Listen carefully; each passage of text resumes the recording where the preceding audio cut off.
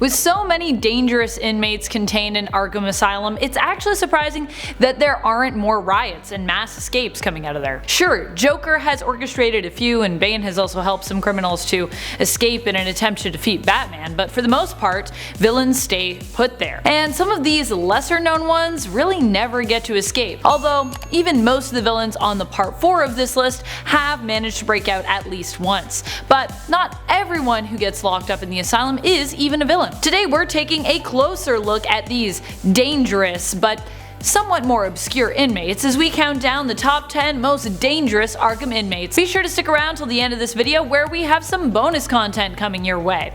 Alright, let's get counting. Number 10. KGBEAST. KGBEAST is actually a Russian KGB cybernetically enhanced assassin who was trained by the Hammer. He has come up against Batman quite a few times, and despite the fact that he usually loses the day and has even been thought dead a few times, he always manages to come back. He even returned in Blackest Night as a Black Lantern. He kind of reminds me of a cybernetic Deadshot or Deadpool. KGBEAST has never been imprisoned for long, and although you may not be as familiar with his appearances in comics, he one time killed an entire party of 100 just to guarantee one hit, and is known for successfully assassinating hundreds of targets. You may remember him from the animated film Assault on Arkham.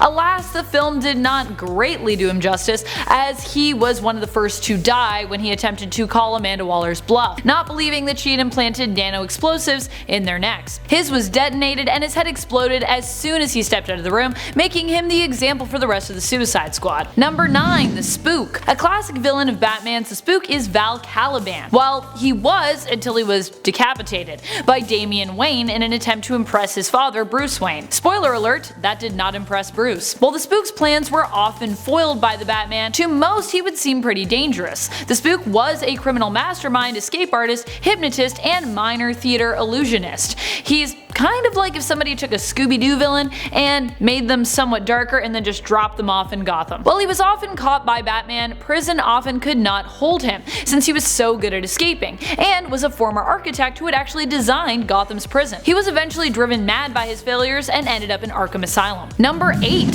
Flamingo. Although Eduardo Flamingo's name may sound a little ridiculous and his getup may be a little eccentric, he kinda looks like a crazed matador, he is most certainly a dangerous killer. He was brainwashed by the mob into becoming a killer, and he has killed an impressive number of people, including his own family. He even almost managed to kill the Red Hood at one point, though Dick Grayson managed to stop him. While he is a ruthless killing machine, his weakness is his mental instability. The mob apparently also lobotomized him, which in the comic book world just makes his plans somewhat unfocused and easy to foil. Also, he has trouble speaking sometimes, though it also makes him unpredictable, which can at times be an asset. He is an unfeeling killer who has a tendency to eat his victims' faces. Ooh. Number 7. Firefly. Although all 3 incarnations have visited Arkham Asylum, I want to focus on probably the most disturbed and most famous of them all, Garfield Lynns. What a name. Garfield Lynns is a pyromaniac who quickly became obsessed with starting fires, and believes he can actually see visions in the flames. While he found moderate success as a pyrotechnician in the film and television industry, which lent well to his obsession with fire, he eventually found himself destitute as a result of the huge poverty issues in Gotham. Although, to be honest, I feel like if you're working on effects on a film set, you really should not be prone to poverty. But such is the life in Gotham apparently. This causes him to go on a crime spree and become a professional arsonist. At one point he even started a fire in a chemical plant which caused an explosion, resulting in Firefly catching fire himself, which inspired him to later make a fireproof suit for future criminal endeavors. Surprising that Garfield did not think to do that before he was severely burnt. You playing with fire, you're gonna get burned. AMYGDALA. You may not remember AMYGDALA, but he was one of the inmates that Bane unleashed on Gotham in the events of Nightfall. AMYGDALA's name comes from the part of the brain that helps to control emotions and is responsible for storing emotional memories, which helps your brain determine appropriate emotional responses to certain situations. Man, if I say emotional one more time. Amygdala had this part of his brain removed in an attempt to help diminish his violent and homicidal tendencies. However, this had the opposite effect, as he no longer possessed the part of the brain that helped him to be self-aware when it came to his emotional responses, making him just rage all the time. He has the physique of a championship bodybuilder and as such can be very dangerous when he goes into a rage. Fortunately, Batman is often able to calm him down, and he even spends some time as one of the good guys, living as an ally and in the same apartment as Dick Grayson while working as a warden at a prison. Number 5. James Gordon Jr.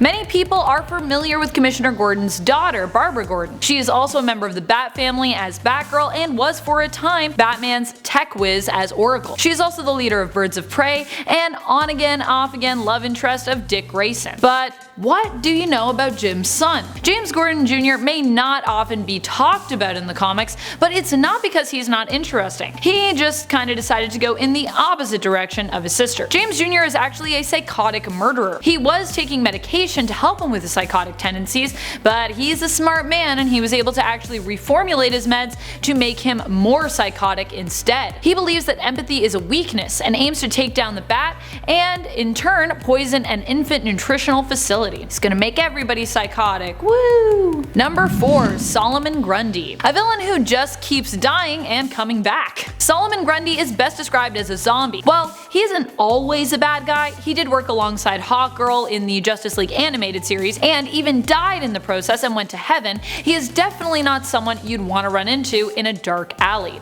Solomon Grundy was first introduced in 1944 and at the time was kind of DC's Hulk equivalent. He is super strong and large with limited intellect, and he is also gray, which was the Hulk's original color. While he has changed over time, his smarts, or lack thereof, still seem to be his downfall, making him a powerful character but not a criminal mastermind. He usually works underneath more acclaimed villains, acting as the muscle.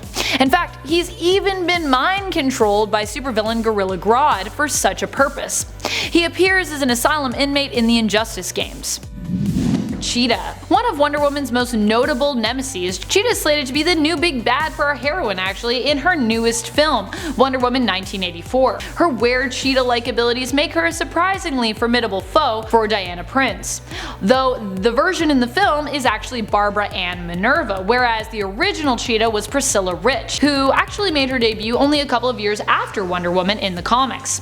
Priscilla Rich is also the incarnation we're referring to in this list. She fights against Wonder Woman and some other members of the Justice League in Arkham Asylum in the fun comic series Batman 66 meets Wonder Woman 77. This version of Cheetah is a wealthy socialite who is jealous of Wonder Woman and is skilled in acrobatics. Number 2. Brainiac. So this only happens in the LEGO Batman games, but it still happened. And Brainiac is one of the most powerful telepaths in the DC universe, and is pretty undefeatable in most continuities, though not all continuities. In LEGO Batman 3 Beyond Gotham, the villain's appetite seems to have surpassed just shrinking cities. Instead, he aims to shrink the entire Earth by absorbing the energies of a representative lantern from each of the different lantern corps, and focusing that energy through a power crystal. He ends up defeated and shrunk down himself, so cute, before being placed in Arkham Asylum. He does of course manage to escape shortly afterward, however, when Luthor accidentally breaks the glass bottle that Brainiac is being kept in,